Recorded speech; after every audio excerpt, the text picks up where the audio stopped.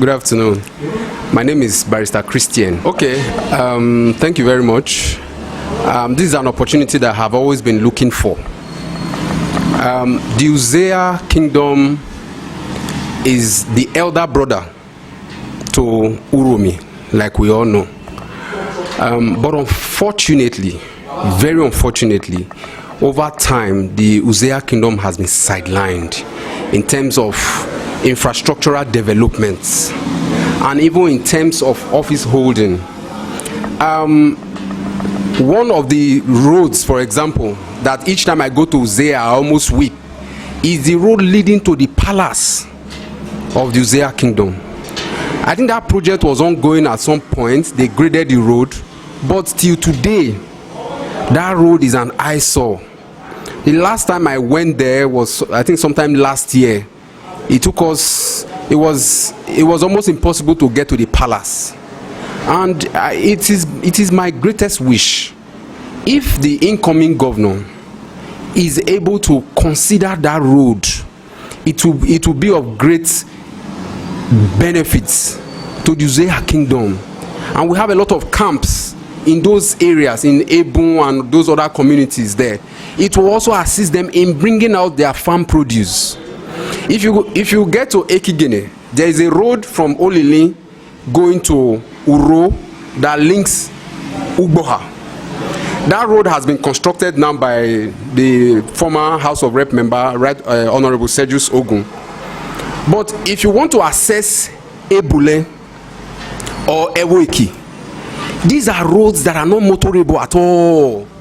If you go during the rainy season, it's impossible to apply those roads during the rainy season. So it's my greatest wish, if the governor can consider those roads, like I have just mentioned. I don't want to be, there are very many, but just to mention a few: the road leading to the palace, Ebun; the road leading to Ebule in Uzea; the road leading to Ewoiki.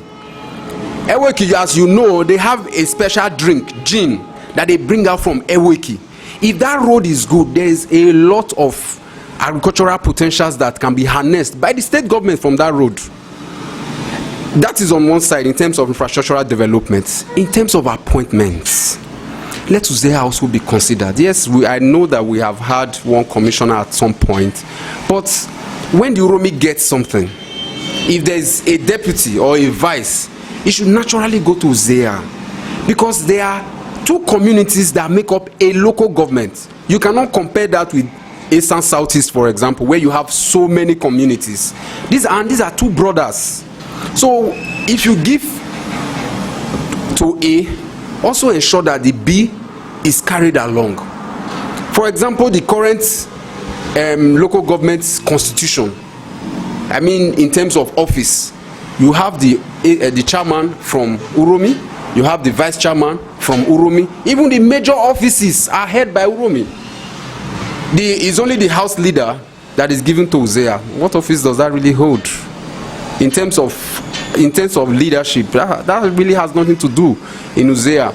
So it's my greatest appeal to the incoming governor that Uzea should not be left out. After all, Uzea is the senior brother to Uromi. As you are considering Uromi, also think of Uzea. Like those roads that I've mentioned, those are roads that are dear to my heart.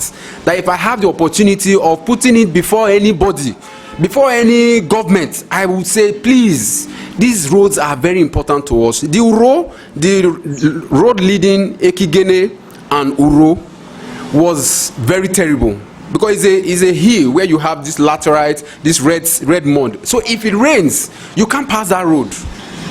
All right? If it rains, you can't pass that road. But thanks be to God, through the help of Honorable Sergius Ogun, who is from Ugboha. He wanted to link Uzea with Ugboha, because if you want to go to Uzea, you will have to come through Amedoshan, come out from Ugboha, come through Amedoshan, go through Awo, Ohe, before you get to Uzea.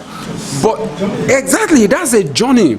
So the idea behind that project by Honorable Sergius was to link both communities. In 5 minutes, you will be in Uzea or in Ugboha, depending on where you are coming from.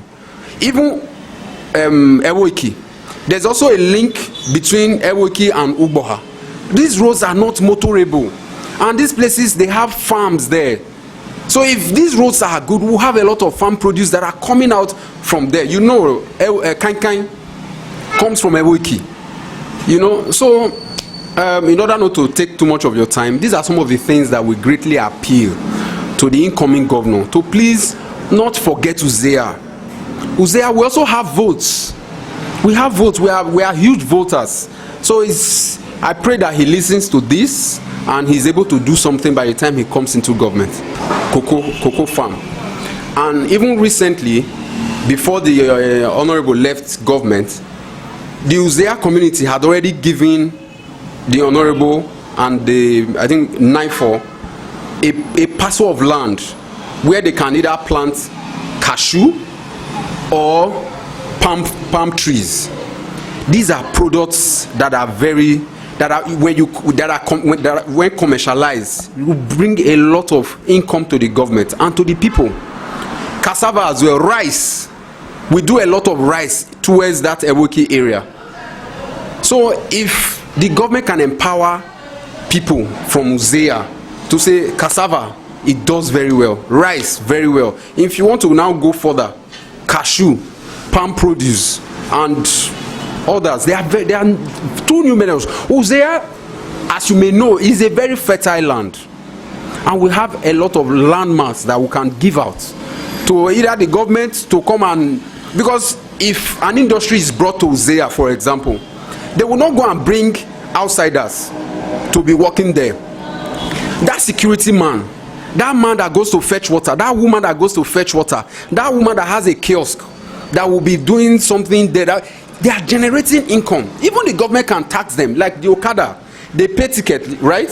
So if you have such a business hub in Uzea and they pay ticket, it's a means of also generating income to the coffers of the government. And the people will also be empowered. That's another way of empowering government. Gone are the days where people say, oh, they got white collar job. From my little experience, I am 12 years at the bar this year. From my experience, I have come to realize that even the white collar jobs, they are only meant to limit your potentials. They only just if you are an entrepreneur. And how do you become an entrepreneur without the assistance of the government? These are another means. This is another way of empowering the people. If they want to do fish pond, for example, government will have to come in. We have all those facilities. We have all those things in Uzea. Uzea is a fertile land, like I rightly said. So